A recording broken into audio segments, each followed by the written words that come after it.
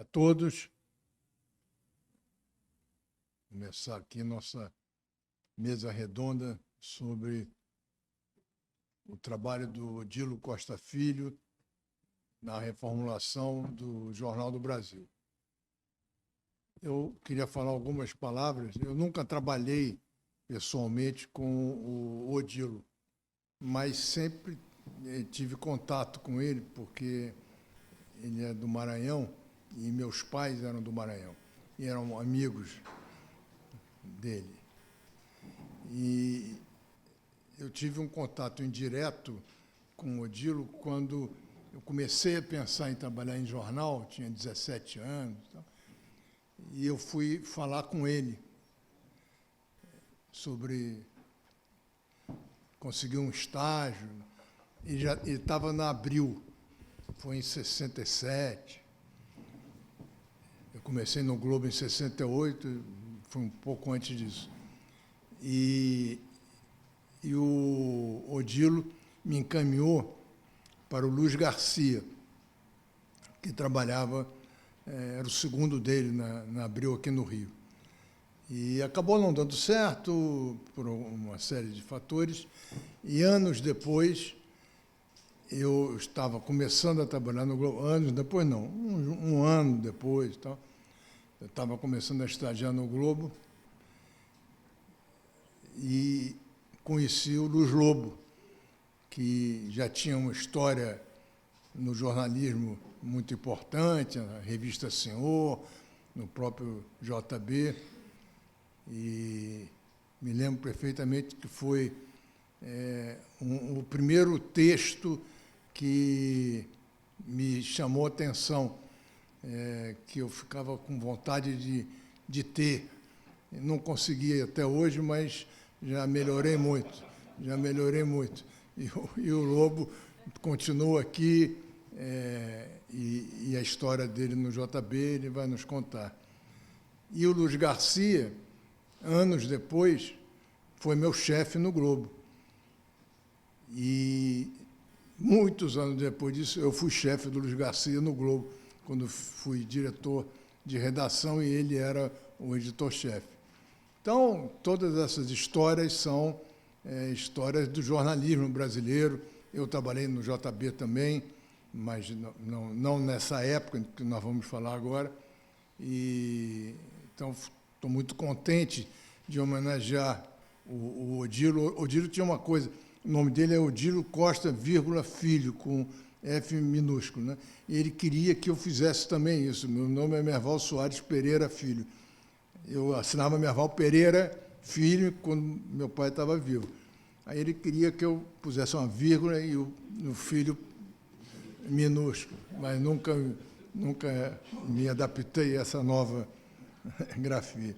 Bom, então eu queria agradecer muito a presença de todos e passar aqui para o Geraldo Carneiro, que é quem vai comandar essa mesa. Obrigado.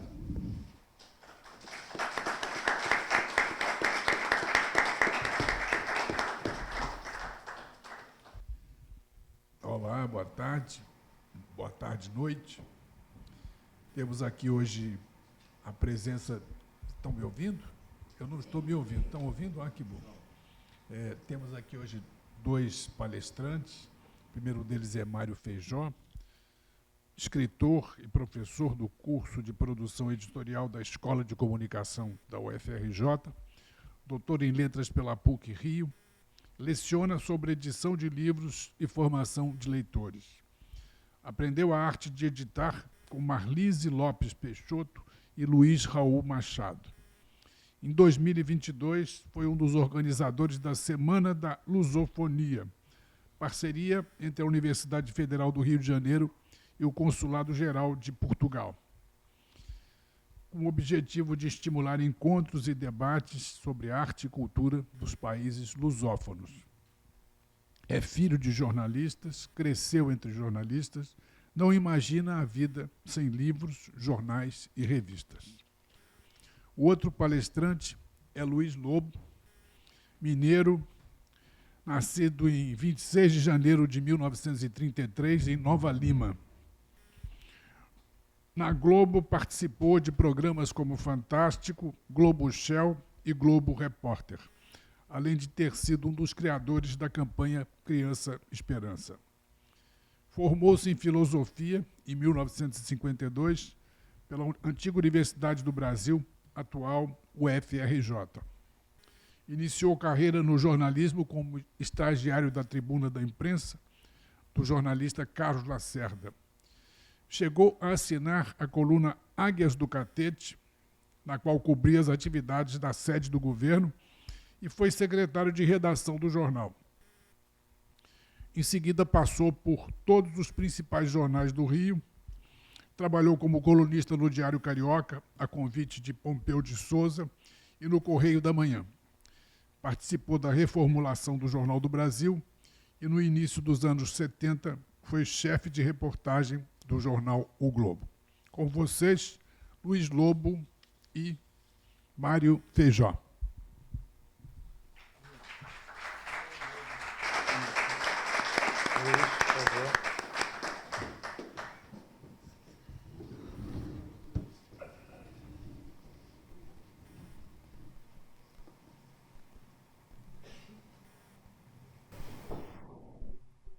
Trabalhei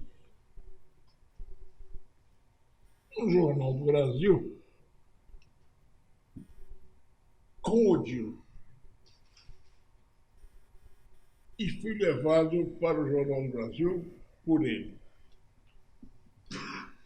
Então era uma honra muito grande minha entrada no jornalismo por esse fato.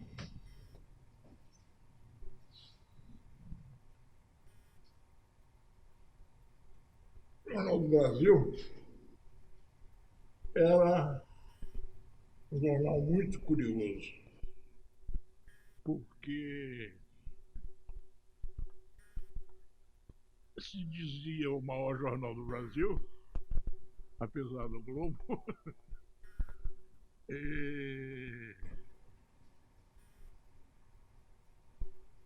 e tinha uma curiosidade.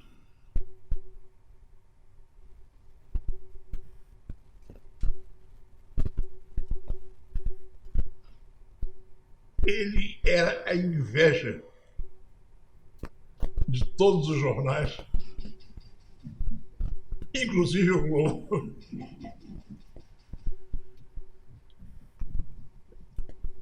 Era um jornal muito sério, muito bem cuidado,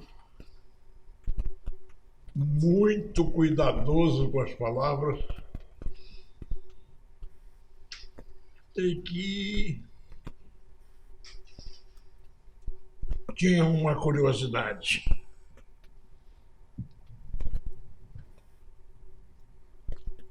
Nunca foi desmentido. E isso era uma honra que o jornal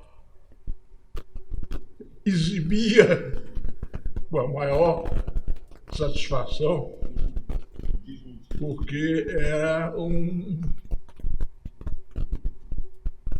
uma coisa que poucos na imprensa podiam dizer. Muito poucos.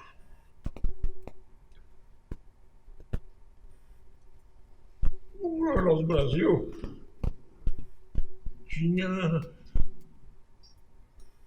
uma redação muito cuidadosa com as palavras e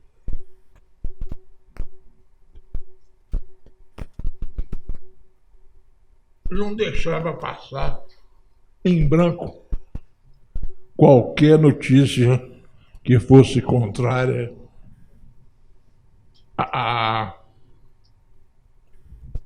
ao jornal.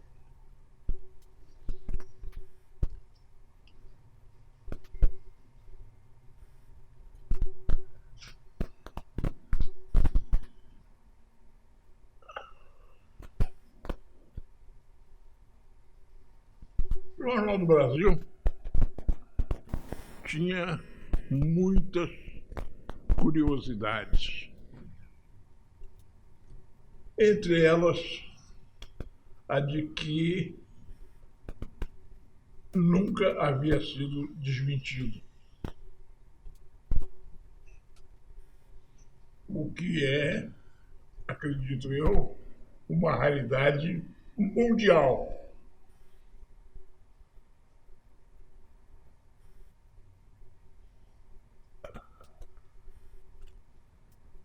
No Brasil,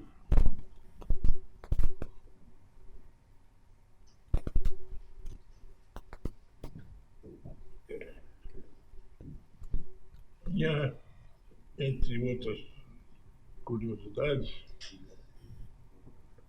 a de que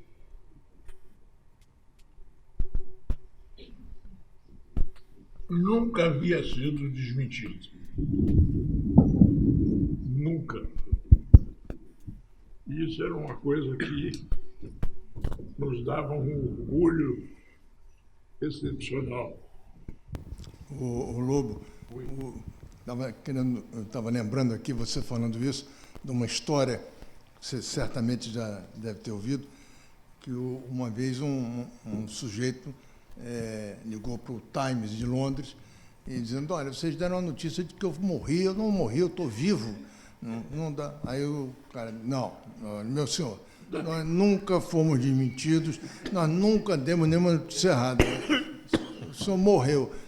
Aí o cara diz, não, mas eu estou vivo, eu provo. Então, aí, então a única solução é o seguinte, vamos registrar o seu nascimento. E pronto. É claro que é uma piada, mas é esse orgulho de nunca ter sido desmentido, né? Eu esqueci de falar, o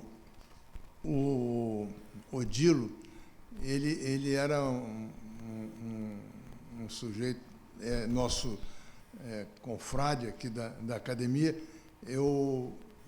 Como eu já disse, minha família é do Maranhão, e recentemente eu fui à Academia Maranhense de Letras para uma solenidade, e meu avô era acadêmico, foi governador, foi prefeito de São Luís, mas eu fiquei muito emocionado porque eu vi lá na academia o fardão do Odilo. Tem um quadro, em vidro, uma vitrine com o fardão do Odilo. O Odilo era um poeta, era um ser formidável, como ser humano, teve atitudes fantásticas. Principalmente na ditadura. Na ditadura. E também como ser humano, a campanha que ele fez para melhorar a Fundação do Menor, na época em que um filho dele foi assassinado em Santa Teresa por um pivete, isso já naquela época já era uma questão, e ele perdoou publicamente no mesmo dia. E fez uma campanha, foi aí que nasceu a Funabem, para substituir o SAM, era SAM, eu acho, né? Que era uma coisa horrorosa.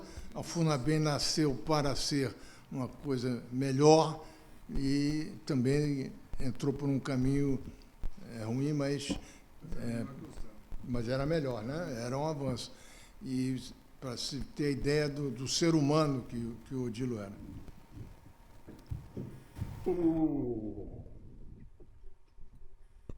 O Odilo, no mesmo dia em que o filho foi assassinado, escreveu um poema lindíssimo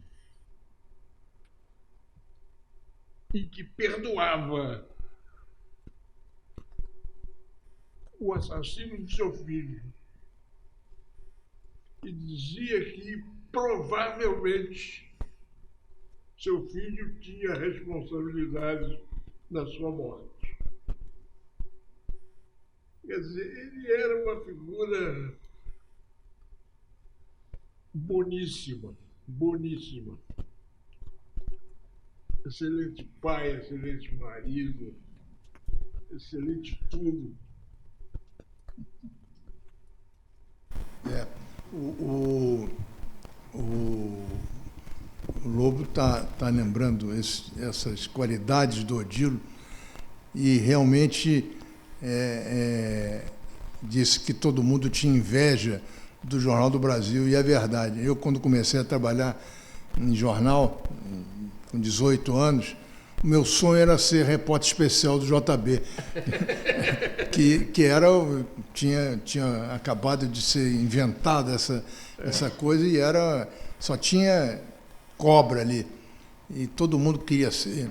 E é verdade, quer dizer, isso porque o JB foi, durante muitos anos, um jornal exemplar, começando com a reforma do jornal, que era um jornal basicamente de anúncios classificados, né?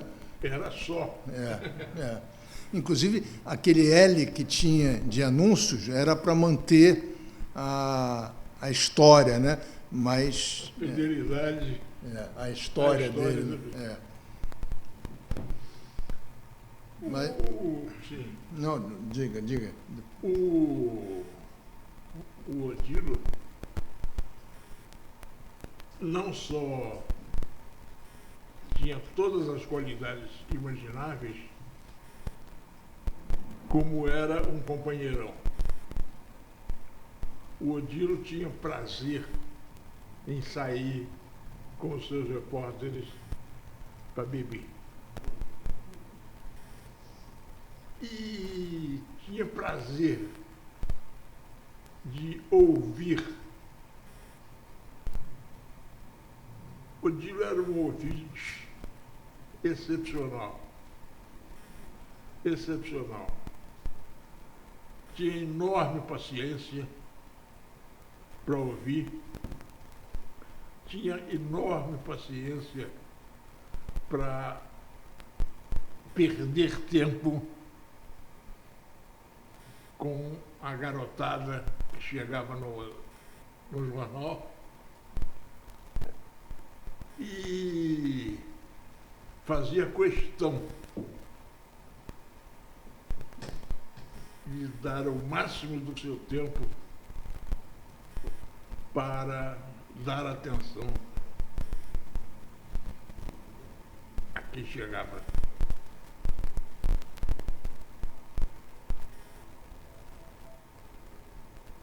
O Odilo tinha todas as qualidades imagináveis e mais algumas, porque ele inventava qualidades. Inventava para si próprio. Ele criava qualidades para acompanhar os tempos. Ele criava qualidades para atender demandas. Ele sabia bem quem era. E todo mundo sabia. Porque o Odilo não tinha capacidade de esconder quem era.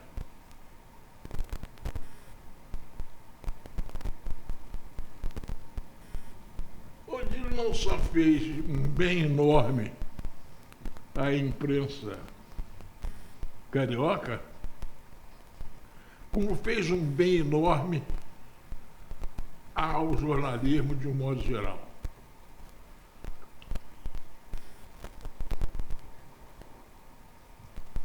O Luiz Lobo, quais eram essas qualidades especificamente que você atribui ao Odilo Costa Filho? O Odilo era, o que se pode dizer, tudo de bom.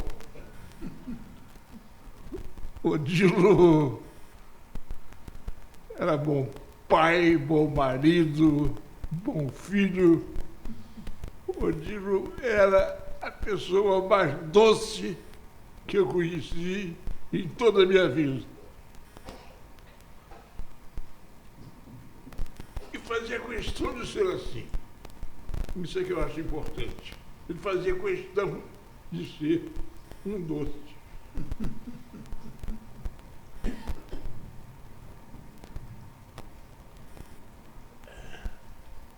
Aquilo me emociona demais.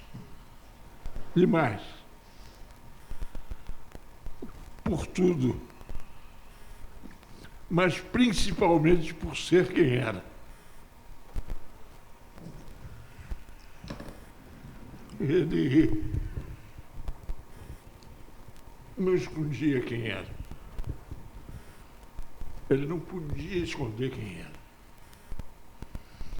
O Lobo, talvez o Mário possa começar a falar sobre o Jornal do Brasil e aí você ajuda ele nos detalhes. Seria uma excelente ajuda, Lobo. Bom, antes de mais nada, eu preciso... Desculpem. Sou professor e, às vezes, eu preciso pedir permissão a vocês para conversar não apenas com os que estão aqui presentes, mas também com aqueles que nos assistem pelo YouTube, que inclui alunos da Escola de Comunicação da UFRJ, tá, neste momento. Para nós, da UFRJ, estar aqui participando deste evento na academia, em honra, tá, à reforma do JB, tá, ou a invenção, como chamou Gutenberg, tá, é realmente uma grande honra, porque honrar o JB e honrar Odilo Costa Filho é algo necessário não só para as escolas de comunicação, mas para todos aqueles que se dedicam ao estudo, tá, do jornalismo, tá, no Brasil, e as pessoas ilustres, aos grandes inovadores, como, por exemplo, Odilo. A gente fala muito de inovação. Hoje, falar de inovação é uma obrigação na academia. Toda aula, os alunos nos pedem para contar histórias de grandes inovadores. Na maioria das vezes, os alunos querem ouvir falar sobre pessoas que se tornaram ricas e famosas nos últimos 15 anos. Mas a verdade é que os maiores inovadores, tá, não nasceram junto com o mundo digital, sem querer desmerecer ninguém, tá? Mas construir vidas, carreiras, empresas no Brasil nunca foi fácil. Construir editoras, jornais, revistas, rádios, televisões no Brasil nunca foi fácil.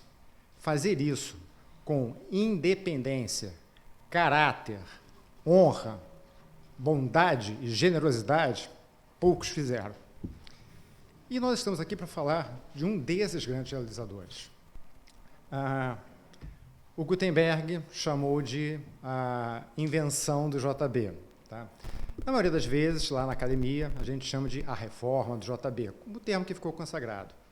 Mas Amílcar de Castro, tá, que foi um dos grandes nomes daquela equipe, daquela reforma, tá, o Amílcar, ele deu uma declaração dizendo que o que vocês fizeram foi uma refundação do Jornal do Brasil. E eu acho que essa definição do Amílcar realmente é a melhor que eu já li. Porque ele realmente recolocou que tudo começou de novo. Havia um nome, mas aquele nome foi ressignificado. Havia uma empresa, mas aquela empresa foi ressignificada. Não era uma tarefa fácil. Os mais velhos aqui presentes lembram bem dessa história, mas os garotos que nos assistem lá na Praia Vermelha ou em qualquer lugar do planeta pelo YouTube, eles precisam saber que, nos anos 50, tá, o Jornal do Brasil, apesar de já ser uma empresa com uma longa carreira, tá, era uma empresa altamente rentável, baseada, tá, no modelo de negócios, como se diz hoje em dia, tá, de pequenos anúncios, esses pequenos anúncios eram pagos lá na portaria, no balcão, tá? Pessoas simples, pessoas comuns, pessoas trabalhadoras, desde pessoas que procuravam emprego, pessoas que ofereciam emprego, pessoas que tinham pequenos negócios, pessoas que estavam em busca dos achados e perdidos, tá? Todas as pessoas iam ao balcão do JB para publicar seus pequenos anúncios, para resolver pequenas coisinhas. O JB ajudava a cidade do Rio de Janeiro a funcionar, tá? E isso era um negócio bom, era um negócio rentável, tá? Mas não era um negócio de prestígio, tá? A Condessa Pereira Carneiro dizia que o jornal era o jornal das coisinhas. E o Odilo, ele enxergou nessas coisinhas um potencial extraordinário. Ele enxergou nessas coisinhas a independência do jornal.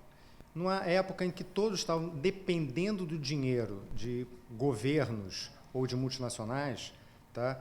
O Odilo percebeu que ali ele poderia fazer o seu tão sonhado jornal indispensável. Não era assim que ele dizia? Tá?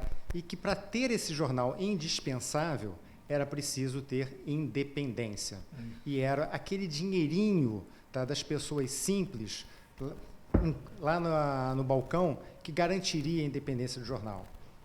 Só que transformar um jornal, tá, que era um jornal sem prestígio, um jornal com máquinas muito ruins, muito velhas, enfim, em algo que seria paradigmático, inovador, disruptivo, usando as palavras de hoje em dia, tá, não seria nada fácil. Tá? E ele imaginou, tá, como fazer a chamada reforma, tá? Não trabalhou sozinho, sempre trabalhou com outras pessoas, e aí talvez, porque todos deixaram isso registrado, tá? Um dos grandes dons do Odilo era o dom de ouvir, conversar, sugerir, liderar. E atrair. Atrair, captar. As pessoas. Ele era gravidade.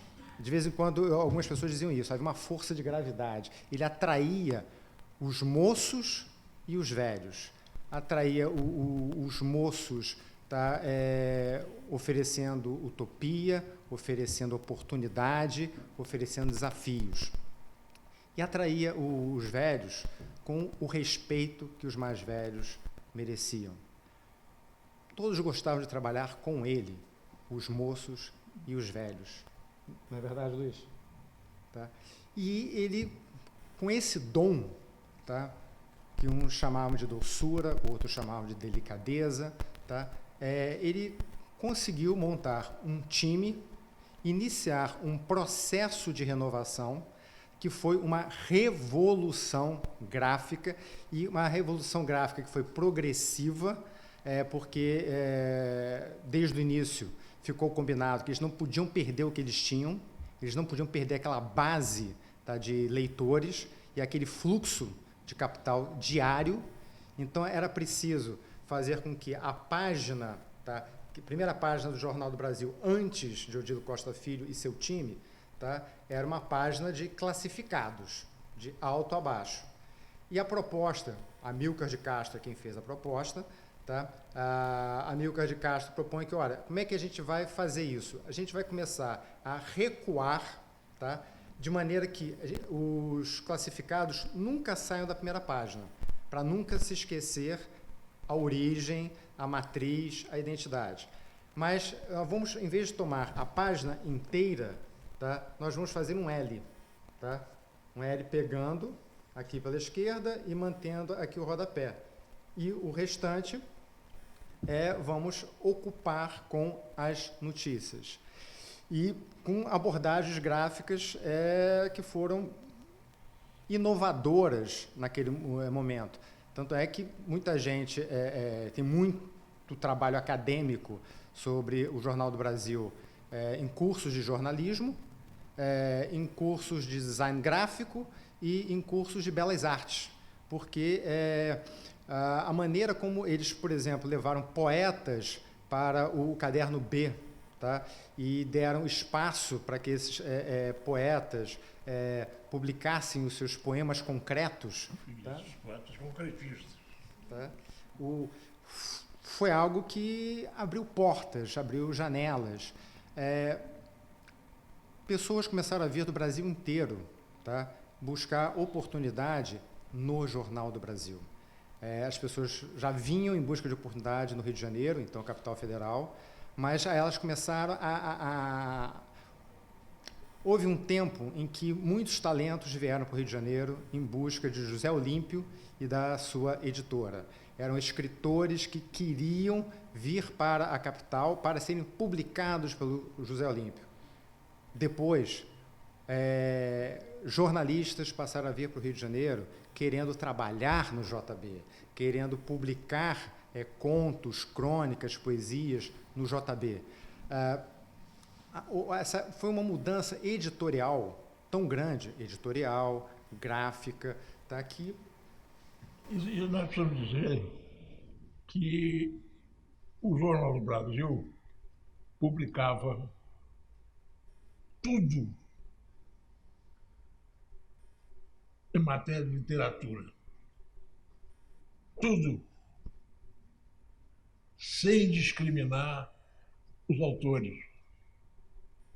Então nós tínhamos, ao mesmo tempo, poesia concreta da melhor qualidade, tínhamos românticos da melhor qualidade, tínhamos inovadores da melhor qualidade, e isso caracterizou o Jornal do Brasil.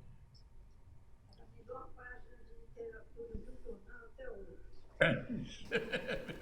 E eu me pergunto, se o chefe de redação não fosse um escritor, um poeta, será que tanta liberdade teria sido concedida? Porque, sim, estamos aqui para falar de Odilo Costa Filho, o jornalista, o chefe de redação. Mas nunca nos esqueçamos, também era escritor, poeta, político, tá? Mas Poeta. um grande poeta, todo... O que eu já li de elogios do Manuel Bandeira à poesia do Odilo, tá? Bom, ninguém vai discutir com o Manuel Bandeira. Tá? Se o Manuel Bandeira dizia, com todas as letras, que o Odilo era um dos 6 melhores poetas do Brasil naquele momento, tá? Provavelmente ele estava certo. Tá? Geraldinho Carneiro tem mais qualificação para falar sobre poesia do que eu. Mas Odilo sempre foi muito respeitado, tá? Como poeta. E eu imagino, tá, que essa alma de escritor, essa alma de poeta, tenha pesado muito na maneira como ele dava liberdade, tá, para a sua equipe trabalhar, inovando, arriscando no bom sentido. Tá? Todos tinham obrigação da responsabilidade dentro daquele Jornal do Brasil. Mas também todos tinham o dever de tentar, arriscar, fazer algo que pudesse ser mais interessante do que aquilo que tinha sido feito ontem. Tá?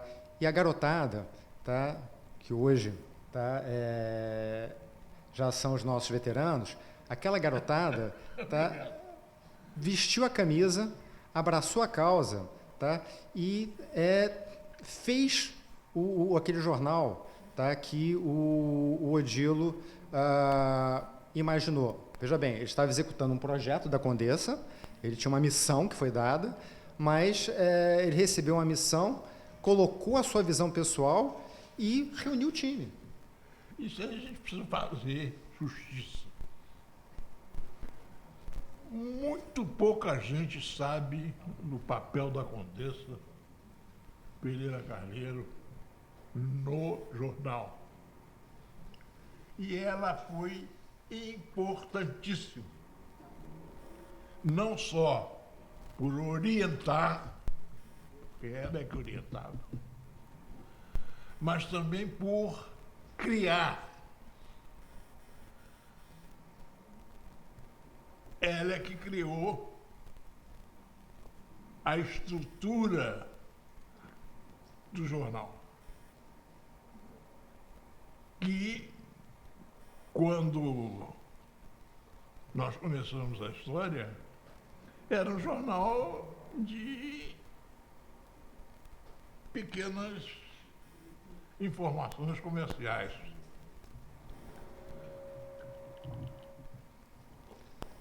Luiz, se você me permite, tá? Na página 210, tá, do livro JB, A Invenção do Maior Jornal do Brasil, conduzida por Odilo Costa Filho, livro escrito por Luiz Gutenberg, livro Que está imaginado, muito mal. que é uma Está pena, muito mal. tá? Livro imaginado por Tereza, aqui presente, tá? O Tereza Costa do Amaral. Na página 210, tá? O Gutenberg resgatou as seguintes palavras, tá, da Condessa Pereira Carneiro. Tá? Lembrando aos alunos da ECO que nos assistem que a Condessa Pereira Carneiro era a dona do Jornal do Brasil. Tá? Pois bem, disse a Condessa, tá, ao apresentar o novo chefe de redação. O nosso novo chefe da redação, o Dr. Odilo, precisará de espaço e da cooperação de todos. Vai perguntar, vai ouvir, vai pedir. Ele é um homem prudente, delicado, muito culto, conceituado, dedicado à família, sério, e sabe o que eu quero para o meu jornal. Foi muito difícil convencê-lo, vocês nem imaginam. Mas nossos pais eram grandes amigos, e nessas horas, esses laços pesam muitíssimo. Graças a Deus, teremos o Dr. Odilo para nos ajudar. Tá? A Condessa foi embora, tá, e deixou a equipe, tá, com o Odilo para que o Odilo pudesse começar a conversar. Tá? O Odilo não ficaria muito satisfeito com essas palavras, não, porque ele não gostava de ser chamado de doutor. E ele ficava até encabulado quando alguém o chamava, quando alguém o intitulava de doutor. Porque ele era doutor. Mas ele não gostava de ser chamado de doutor. E a execução desse projeto, tá, é claro que começou com o Odilo, não terminou com ele. Tá? Sempre que a gente fala desse processo, a gente fala de uma jornada que começa com o Odilo Costa Filho e vai até o Alberto Dines. Tá? Foi um processo longo. Tá? Muitos autores consideram que a reforma, tá, foi realmente dos anos 50 até os anos 70, outros preferem restringir mais no tempo, ali realmente ficando anos 50, 60, mas é um consenso entre os vários autores que resolveram se dedicar sobre esse período histórico, tá, de que foi um processo. Tá? E que muitos nomes participaram dele, cada nome deu a sua contribuição de acordo com o seu talento, tá? E que esse trabalho de equipe tem que ser constantemente revisitado e revalorizado, até porque, se nós quisermos fazer coisas tão boas quanto eles fizeram, nós vamos precisar do mesmo trabalho de equipe. E para ter trabalho de equipe, tá, você tem que ter aquelas pessoas, tá, que sabem manter as equipes coesas e motivadas. Não é verdade, Luiz? Isso. É verdade. O Odilo tinha essa qualidade, além de outras. Ele montava a equipe com uma capacidade notável. Ele levou para o Jornal do Brasil o que havia de melhor no jornalismo carioca naquela época. E conseguiu uma coisa muito importante. É que todos os que ele levou ficaram. E todos os que ficaram deram tudo de si no trabalho. Então o jornal era muito bem feito, muito bem feito. cuidadosamente feito e feito com carinho. O feito com carinho devia ao Odilo. Continuando o que o Luiz falou, essa coisa do carinho com que todos os profissionais se dedicavam ao Jornal do Brasil, muita gente transformou o Jornal do Brasil numa segunda casa. Muita gente encontrou seus melhores amigos lá dentro. Desculpa aí. Eu ia dizer que muita gente formou família lá dentro. Porque os meus pais trabalharam no Jornal do Brasil. E se conheceram no Jornal do Brasil. De certa maneira, se não fosse essa história, eu não estava aqui. Então me perdoem. Eu ando um pouco emotivo nos últimos dias. Mas o que realmente é fundamental é que essa família que o JB forjou, foi uma família que teve uma coragem impressionante,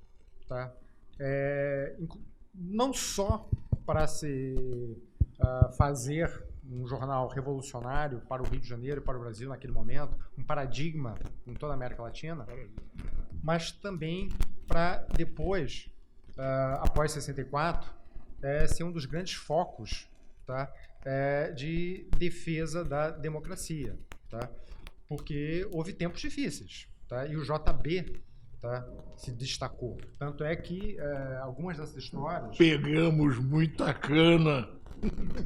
Algumas dessas histórias não podem jamais ser esquecidas.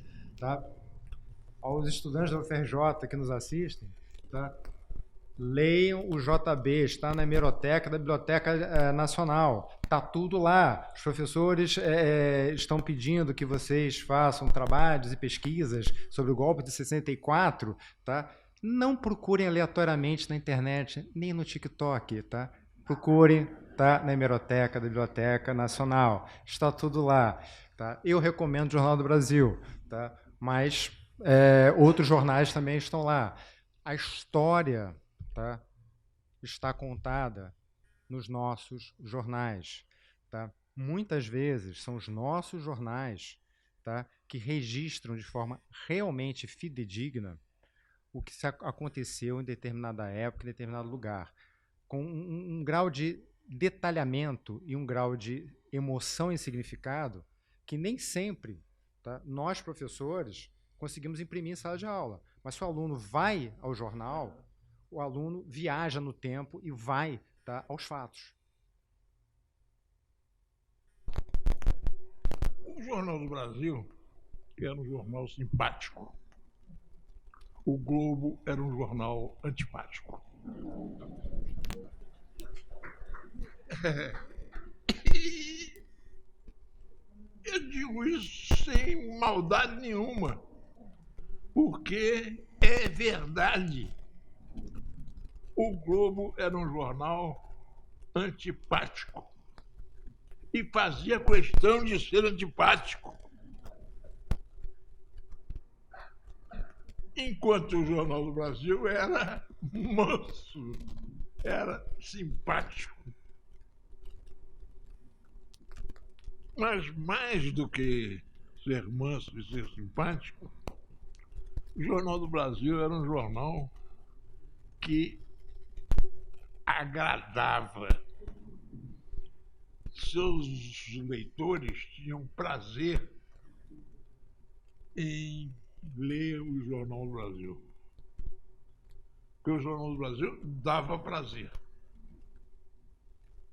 Enquanto o Globo não dava prazer. Não sei por quê.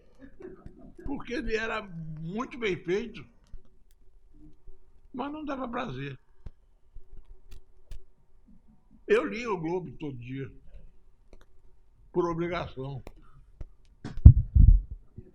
Mas não me dava prazer. Não me dava prazer. Nada. Não, o que eu ia dizer é o seguinte: eu, quando comecei a trabalhar em jornal, em 68, você foi para o Globo em 70 e pouco, né? O Evandro entrou em 70 e você já estava lá. Então, em 69 e tal, eu tinha um ano de estagiário. Fiquei, naquele tempo, você não tinha. Estagiário não ganhava nada, não tinha direito a nada. Eu fiquei um ano sem ganhar um tostão trabalhando. E aí fui contratado em 69. Agora, o Globo fez uma mudança muito grande, exatamente porque o doutor Roberto, quando convidou o Evandro, ele disse: olha, o jornal leva 5, 10 anos para morrer. Meu jornal está morrendo. E eu não quero deixar ele morrer. E foi aí que o Globo começou a deixar de ser um jornal rancoroso, antipático, e começou a tentar fazer a reforma do Globo. E uma das coisas que a gente fazia, quando estava a tentativa de superar o JB, todo mundo lia o JB antes do Globo. Ou não lia o Globo, ou lia o JB antes do Globo. Aí a gente ficava dizendo: vem cá, deixa o JB, lê o Globo primeiro, depois lê o JB, vê se tem muita diferença, o que você acha. Tal. Que era a tentativa durante muito tempo, durante a ditadura principalmente, que foi um período muito difícil. Em 68, no AI-5, eu era estagiário do Globo ainda. O que a gente queria é que o Globo pudesse ser, como o Globo não tinha a liberdade que o JB tinha, por definição política do jornal, o Evandro lutou para o Globo ser um jornal informativo. Indispensável no sentido de que todas as notícias estão lá corretamente e tal.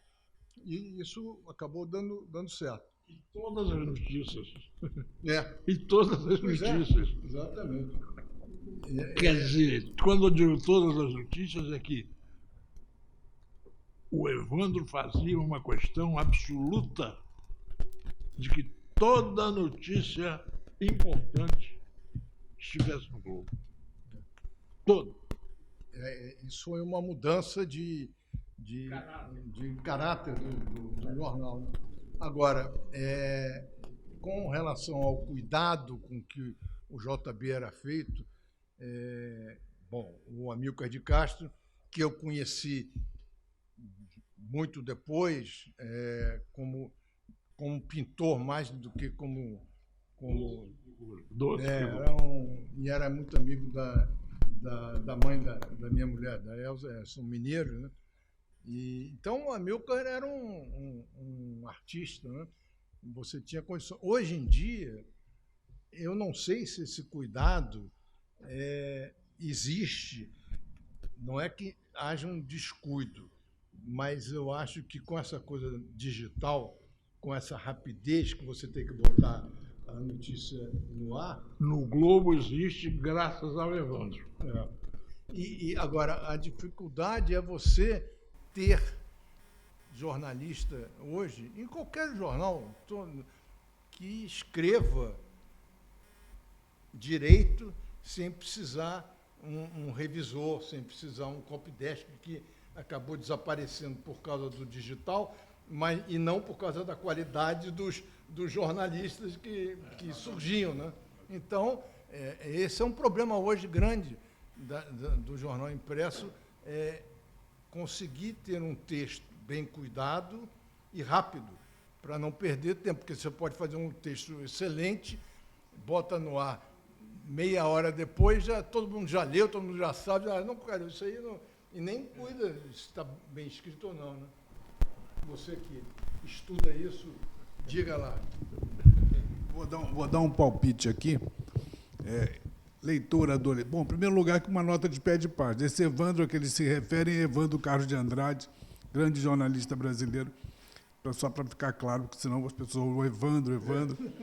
E Agora, sobre o fascínio do Jornal do Brasil, eu, leitor adolescente, nos anos 60, primeiro na infância era o Correio da Manhã, o jornal mais fascinante lá em casa. E na adolescência, o Jornal do Brasil. E era um jornal tão fascinante que havia lá 2 colunistas chatíssimos, que eu deixava para ler no fim, que eram simplesmente Carlos Drummond de Andrade e Clarice Lispector. Vocês imaginem o nível do jornal.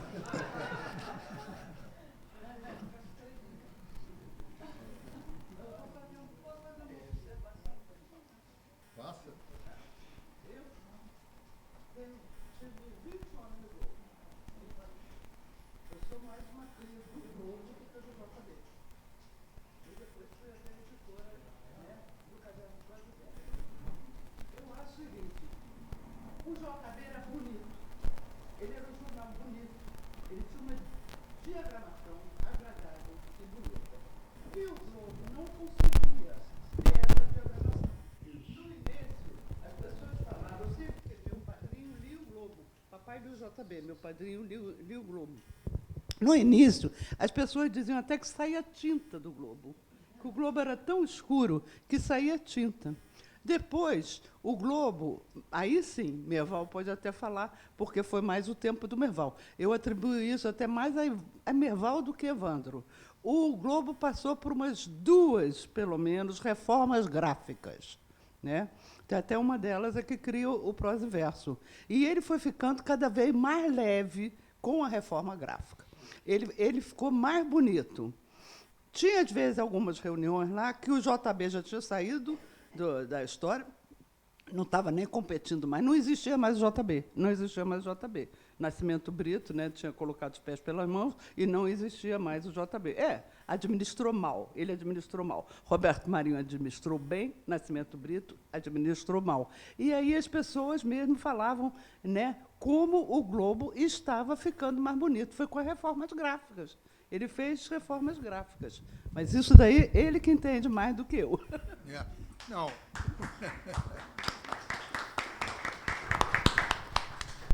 Na verdade, as 2 reformas gráficas que o jornal fez tem... o Evandro tem... A origem delas está no Evandro, embora a segunda, essa última... Não, penúltima, né, que já teve um... eu era o diretor, porque ele tinha ido para a TV Globo ser diretor, mas o projeto foi ele que começou e eu botei para vigorar, porque as circunstâncias, quando eu estava lá, favoreceram. O projeto estava pronto já há algum tempo e não se coloquei, inclusive porque o doutor Roberto resistia muito em mudar a cara do jornal. Ele olhava assim, esse jornal não é o meu jornal, tá? Até convenceu o doutor Roberto de que era isso. Esse jornal não é o meu jornal. Não, essa coisa de gostar, como a Condessa gostava, como o doutor Roberto gostava, é impressionante. A gente lançou o Extra, um jornal popular que vendeu o diabo. Você via na sala do doutor Roberto, estava em cima da mesa o Globo e o Extra lá embaixo.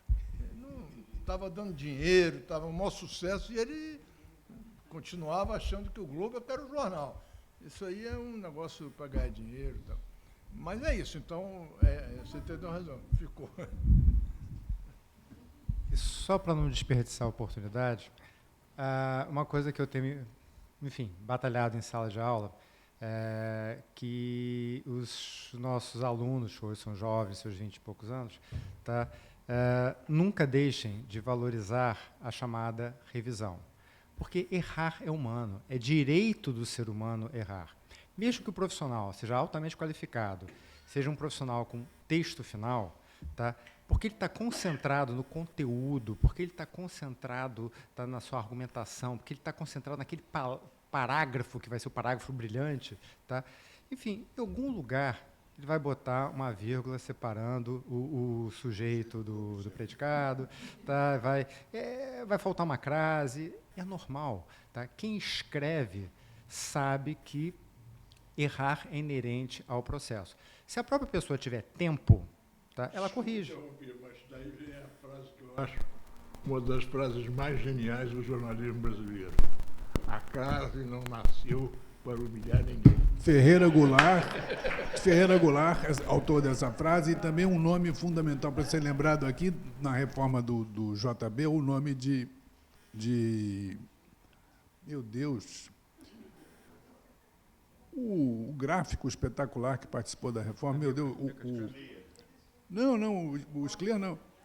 Não, meu Deus, a Amilcar, sim, a Amilcar, mas eu digo quem implementou, Gênio de Freitas. Gênio de Freitas é uma figura fundamental na reforma, assim como Reinaldo Jardim e Ferreira Goulart, que foi citado aqui com sua frase, a crase não foi feita para humilhar ninguém. Enfim, então, se a própria pessoa tiver tempo, tá, ela deixa o texto descansar e, 1 hora depois, vai lá, consegue reler e corrigir, aperfeiçoar. Esse é o nosso problema hoje É o tempo. com o digital. A velocidade. Né? A velocidade é uma opinião muito pessoal, mas a velocidade se transformou hoje no grande drama da comunicação. Porque Sai notícia falsa, não checada, né? É um problema. e Que os grandes jornais conseguem, mais ou menos, não no texto, mas checar notícia. A velocidade e tal. não é boa companheira do jornalismo. É verdade, é isso mesmo.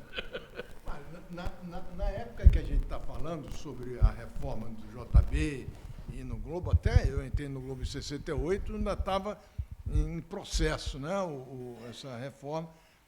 Você não tinha hora de fechamento, você não tinha número de páginas, não tinha nada. Era uma coisa inacreditável, como se gastava dinheiro, papel, à vontade. Não tinha... Eu peguei o jornal assim e depois os jornais foram começando a se organizar para ser um negócio, virou um negócio. Antes, o fato de dar dinheiro era lateral, né? O importante era fazer um jornal bom, bonito, bem informado. Hoje, já há algum tempo, o modelo de negócio que sofreu muito com o digital foi montado para dar dinheiro, então limitou-se. Tem horário de fechamento, tem horário de... Você tem número de páginas fixo, para aumentar o jornal é uma dificuldade danada. E antigamente era mole.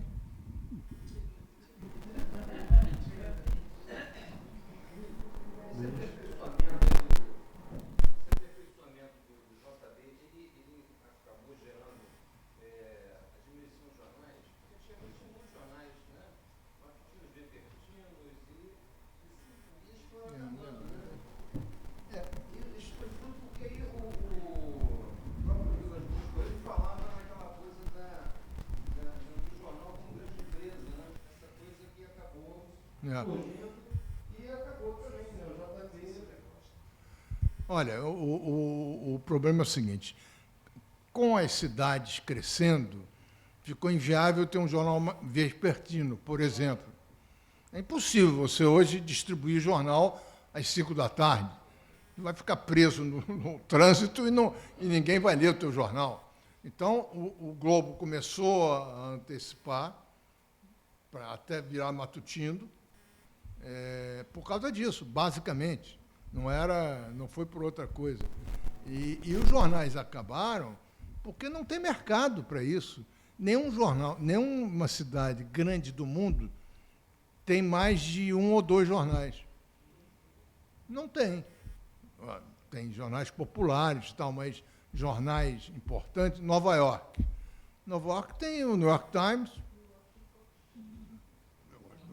Não, o Washington Post é em Washington. Todos são.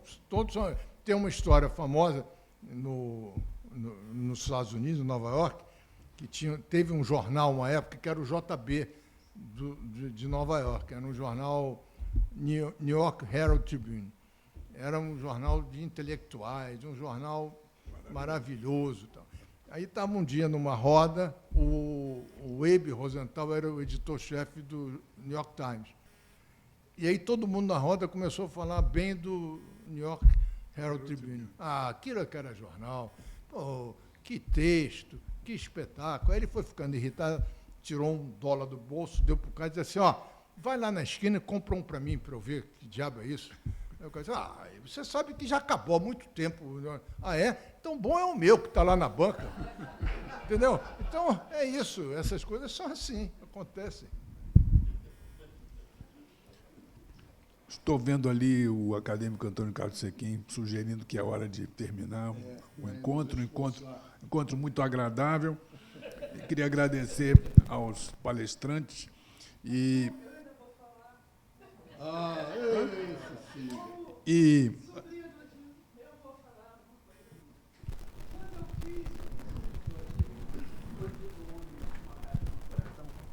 Tinha uma gravação do Tio Odilo, na BI, que ele dizia, eu não teria feito nada sem o Diário Carioca. Aí eu fiquei pensando, poxa, Diário Carioca, o que é isso? Eu não sabia o que era Diário Carioca, né? Porque o Diário Carioca é de 1928 a 1965. Né? José Eduardo Macedo Soares, que era o pai da Lota, né? E depois Horácio de Carvalho, que foi casado com a Lili de Carvalho, 40 anos. O Roberto Marinho com a Lili, 14 anos. Né? Aí eu resolvi fazer uma pesquisa, eu saí do Globo, fui fazer uma pesquisa do Diário Carioca. Apareceram milhares de pessoas que queriam me dar entrevistas sobre o Diário Carioca. Muitos jornalistas queriam me dar entrevistas, entre eles Jânio de Freitas. Né? Ferreira Goulart, Jânio de Freitas, tinham sido do Diário Carioca. Assim, eu soube que Pompeu de Souza, na época da guerra, ele tinha ido para os Estados Unidos, num acordo que houve, Brasil e Estados Unidos, foram 3, Orígenes Lessa, Pompeu de Souza, não me lembro se o outro era Raimundo Magalhães, eu sempre esqueço. Ele tinha que fazer transmissões de rádio sobre a guerra para o Brasil. Ele não sabia muito inglês, ele pediu para botar na porta dele do hotel vários jornais americanos, e ele descobriu que o jornal americano tinha mudado completamente. O jornal era o New Journalism, aí você tinha aquele who, what, when, né? Aquelas 5 perguntas, lead. O Pompeu de Souza descobriu que tinha um lead. A partir daí, ele vai voltar para o Brasil, vai trazer o lead e vai fazer o manual de redação. E também vai mudar a parte gráfica do jornal, porque aquilo era um melê de cuia. Você tinha não sei quantos tipos ali, né? E vai começar a padronizar o tipo. Aí, depois, eu fiz o livro sobre o Diário Carioca. Mas eu fiz por causa do Odilo, porque o Odilo me direcionou para o Diário Carioca. E aí, depois, você vai ter A Última Hora, do Samuel Weiner, que ele vai contratar um diagramador. Che se chamava, eu sempre penso Che Guevara, mas era Che. O Guevara, ela Guevara. Não era Che, era Guevara. Era Guevara. E esse diagramador foi o primeiro diagramador a começar a diagramar as páginas. Bom, obrigado, Terminei. Cecília. Senão a gente vai ficar aqui falando sobre história da imprensa brasileira, é muito interessante, mas... queria convidar todos aqui para o ciclo próximo da Academia, a poesia de Carlos Nejar, coordenado pelo acadêmico Godofredo de Oliveira Neto e tendo como conferencista o próprio Carlos Nejar. E, na próxima quinta-feira, coordenarei uma palestra de Antônio Cícero, também sobre sua poesia, quinta-feira próxima, às 17h30. Muito obrigado a todos, boa tarde.